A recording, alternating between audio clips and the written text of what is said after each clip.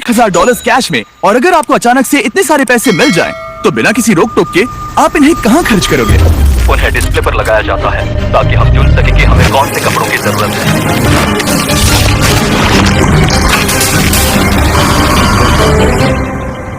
Uganda के rural इलाकों के लाखों लोगों के लिए ये पैसे अलग तरह से इस्तेमाल किए जा सकते हैं। इनमें से ज्यादातर लोग एक दिन का गुजारा सिर्फ $1 या $2 में करते हैं, जिसका मतलब है एजुकेशन लेना, एक बिजनेस शुरू करना, खुद का इलाज करवाना और इलेक्ट्रिसिटी मिलना तो यहाँ नामुमकिन सी बात है। तो मुझे लगता है सोल्यूशन आसान है, राइट? हम ये पैसे उन्हें क्यों नहीं देते? लेकिन फिर मुझे लगा इतने सारे पैसे जिन्होंने पहले कभी नहीं देखे, ऐसे लोगों को हजारों डॉलर्स देना बहुत ही गैर जिम्मेदारी होगी। इसलिए जब एक ऑर्गेनाइजेशन इस काम में मदद करने के लिए हमारे पास आई, तब एहसास हुआ कि और पता करने के लिए वहाँ जाना ही होगा।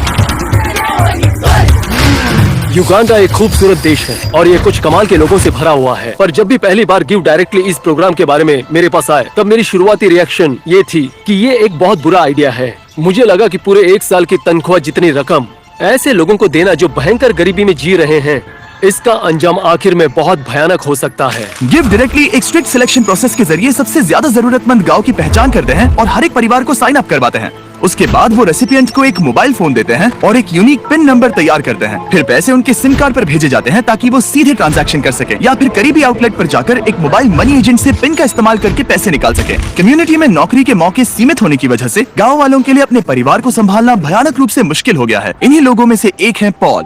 मेरी एक बीवी है, 2 बच्चे हैं, इसलिए मैं रुका हुआ हूँ। मेरा परिवार दिन में सिर्फ एक बार खाना खाता है। हम बस एक बार खाते हैं, रात के समय। हमारे सामने ये चुनौतियां हैं।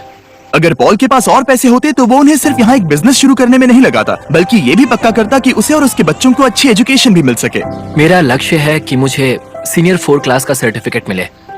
शायद तब मेरी जिंदगी और बेहतर हो जाए। वो करने के बाद भयंकर गरीबी में जीने वाले लोग काफी सीमित होते हैं। दिन का ज्यादातर वक्त वो घर का काम करते हैं और गरीबी के जिस उलझे हुए जाल में वो फंसे हुए, उससे खुद को आजाद नहीं कर पाते। 1 साल पहले टियान और लोकुरे की भी यही हालत थी। बच्चों ने स्कूल आधे में छोड़ दिया था और आस पड़ोस में काम पाना उनके लिए बहुत ही मुश्किल था। लेकिन एक बार गिव डायरेक्टली से डोनेशन मिलने के बाद उनकी जिंदगियां पूरी तरह से बदल गई।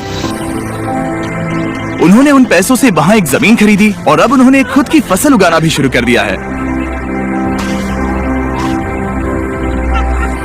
उन्होंने एक आटा चक्की भी खरीदी है जिसमें वो पूरे कम्युनिटी के लिए धान पीसते हैं और थोड़ा मुनाफा कमाते हैं। अब वो उसी मुनाफे से अपने घर में एक दुकान खोलने जा रहे हैं। और उसके साथ ही अब लोकुरे ने गांव में एक फ्यूलिंग स्टेशन भी शुरू कर दिया है। ये प्रोग्राम उस बात की जिंदा मिसाल है, क्योंकि ये एक ऐसी इकोनॉमी को बढ़ावा देता है जो बिजनेसेस बनाने में मदद करती है। पर अभी सीधे पैसे देने के आइडिया के बारे में मुझे थोड़ा डर लग रहा है। इसीलिए हम ये समझने की कोशिश कर रहे हैं कि क्या हमें किसी और तरह से मदद करने से फायदा होगा। इसलिए हम मिले सिल्वेस्टो से, जो है एक local give directly field officer. मैं इसी समुदाय से हूँ, कारामोजा में काम करता हूँ। मैं यहीं पैदा हुआ और पला बड़ा हूँ। तो अब मेरी कहानी बताता हूँ। जब मैं बड़ा हो रहा था तब मैं स्कूल में था। ये तब हुआ जब मैं सेकेंडरी स्कूल में था। आगे की पढ़ाई के लिए मेरे माता पिता पैसे नहीं जुटा पा रहे थे, तो मेरी पढ़ाई के लिए उन्हें हमारा घर बेचना पड़ा। और वो मेरे लिए मेरे सपने को बेचने जैसा था। ये मेरी यादों को बेचने जैसा था। गरीबी की बात करें तो सबसे मुश्किल गरीबी सपनों की गरीबी होती है। गिव डायरेक्टली के साथ जुड़ने के बाद एहसास हुआ कि ये उन चैरिटीज से काफी अलग है जिनके साथ मैंने पहले काम किया था। गिव डायरेक्टली हमें पैसे देते हैं और जब किसी समुदाय में पैसे जाते हैं तब उनके बिजनेस को बढ़ावा मिलता है। इन पैसों से वो अपनी जरूरतें पूरी करने में सक्षम हो जाते हैं। लोग यहाँ गरीबी की चपेट में हैं, इसलिए नहीं कि वो कोशिश नहीं करते या फिर वो काबिल नहीं है। वो इसलिए गरीबी में फंसे हुए हैं क्योंकि यहाँ मौके कम हैं। इन्हीं लोगों में से एक हैं जोसेफ, इस गांव के मुखिया। कुछ लोगों की जमीन है पर वो बहुत दूर है, इसीलिए हमें कुछ पैसों का इंतजाम करके कहीं और जाकर जमीन खरीदने की जरूरत है। हम घास से घरों को बनाते हैं जिसे दीमक बहुत तेजी से खा भी सकते हैं और वो घर ज्यादा दिन टिक नहीं पाते। और अगले साल फिर से वही चीज, घरों को तोड़ो, फिर से बनाओ या फिर उन्हें ठीक करते जाओ। पर घर उन कई समस्याओं में से एक है जिसका ये गांव सामना करते हैं। भूखमरी, गरीबी और एजुकेशन की कमी गंभीर रूप से इस पूरे कम्युनिटी को पीछे ढकेल रही है। गांव को संभालने के अलावा भी जोसेफ पर एक और बोझ है। जोसेफ को कुछ सीरियस हेल्थ कॉम्प्लिकेशंस भी हैं। कुछ साल पहले इन्हें एक स्ट्रोक आया था जिससे ये कमजोर पड़ गए हैं और पैसे ना होने के कारण हेल्दी रहने के लिए इन्हें जिन दवाइयों की जरूरत है उन्हें खरीद नहीं पा रहे। यहाँ पर जीना बहुत मुश्किल है। पता नहीं मैं बच पाऊंगा या फिर नहीं। मैं सच में नहीं जानता क्यों स्ट्रोक एक बहुत ही गंभीर बीमारी है। क्या पता, मैं नहीं जानता। यहाँ पर सबकी अपनी अपनी अलग जरूरतें हैं और हम ये समझ गए हैं कि एक बेहतर भविष्य की ओर जाने के लिए इन लोगों की मदद करने का एक ही रास्ता है और वो है अपने परिवार के लिए सही फैसला लेने के लिए काबिल बनाना। इसीलिए हमने गिफ्ट डायरेक्टली की मदद करके इस गांव के 300 परिवारों को पैसे डोनेट करने का फैसला किया और आसपास के इलाकों को भी जो इन्हें भविष्य बनाने में मदद करेंगे। और क्योंकि गिफ्ट डायरेक्टली की टीम रेसिपिएंट डिस्ट्रीब्यूशन प्रोसेस को पूरा कर रही है, जिसमें पूरा दिन लग सकता है, इसलिए डैन और डैरेन गाँव एक्सप्लोर करने निकल पड़े, जहाँ वो 2 छुरी तेज करने वालों से मिले। क्या लगता है उनसे अच्छा कर पाएंगे? मैं जानता हूँ मैं कर सकता हूँ। चलो डैरेन, तुम कर सकते हो। देखो इसे ऐसे ऐसे पकड़ो और फिर ऐसे करो, ऐसे।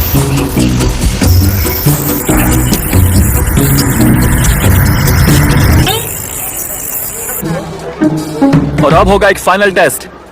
क्या वो मुर्गी लाने वाले हैं? नहीं नहीं, वो मुर्गियों को बिल्कुल नहीं लाने वाले। यहाँ पर भीड़ इकट्ठा हो गई है। हम देखने वाले हैं कि किसने सबसे अच्छी धार लगाई है। अगर वीडियो को पीछे करोगे तो देख पाओगे कि चाकू को धार लगाते वक्त कोई तो डैरेन की मदद कर रहा था और मैंने अकेले ही पूरी मेहनत की है। पहले एक प्रोफेशनल करके दिखाएंगे। हाँ ठीक है। और अब डैन और डैरेन की बारी थी। मैं हूँ चैंपियन। हाँ तुम्हें तुम एक चैंपियन। चैंपियन हो। हार माननी नहीं थी, इसीलिए डैरेन ने बदला लेने की कोशिश की। अफ्रीका में चारों ओर अपने सर पर सामान रख कर ले जाना एक आम सी बात है। डैन और मैं वो करने की कोशिश करेंगे। बाप रे। तैयार? नहीं नहीं, रुको। तुम ठीक हो? क्या क्या तुमने हाथ हटा दिए? हाँ। तुम ये कैसे कर रहे हो? ठीक है। तैयार हो? ओ, मैं जीत गया। अरे यार, ओके। डैरेन इस बार जीत गया, पर इसका बैग। तुम ये कैसे कर रहे हो?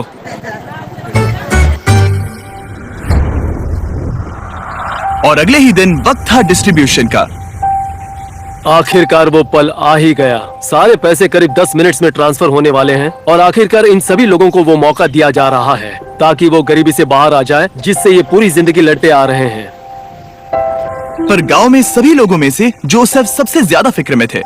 उन्हें पता था कि इन पैसों से उनकी और उनके परिवार की जिंदगी बदल सकती है। यही वो पल था जिसका इन्हें इंतजार था। पूरी कम्युनिटी घबराई हुई थी और साथ ही एक्साइटेड भी। ऐसा वीडियो देखने के लिए चैनल को सब्सक्राइब करें।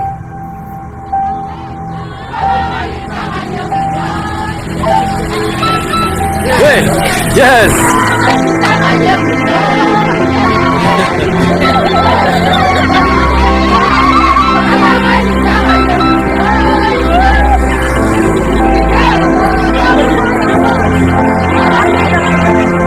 ये वाकई में कई जिंदगियों के लिए बदलाव लाने वाला पल था। ये मौका सिर्फ इन लोगों को ही नहीं मिला, बल्कि इनके बच्चों को और उनकी आने वाली पीढ़ियों को भी मिला है। गिफ्ट डायरेक्टली के साथ मिलकर हम इस गांव के हजारों लोगों की जिंदगियां बदलने में कामयाब हो पाए।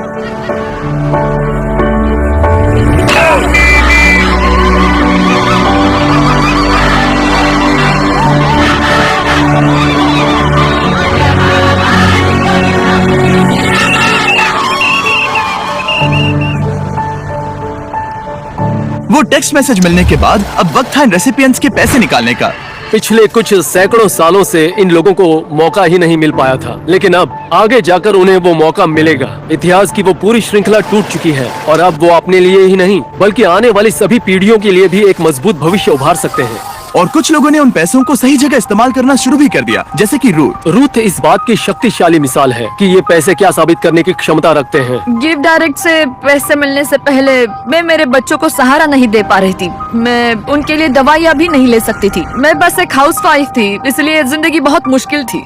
पर ऐसे हालातों के बाद भी रूथ ने गिफ्ट डायरेक्टली से मदद लेकर अपने सपने पूरे करने की ठान ली थी। उसे अपने उन सपनों को पूरा करने का मौका दिया गया था, जिससे ये अपने आप को और अपने बच्चों को एक उज्जवल भविष्य की राह पर ले गई।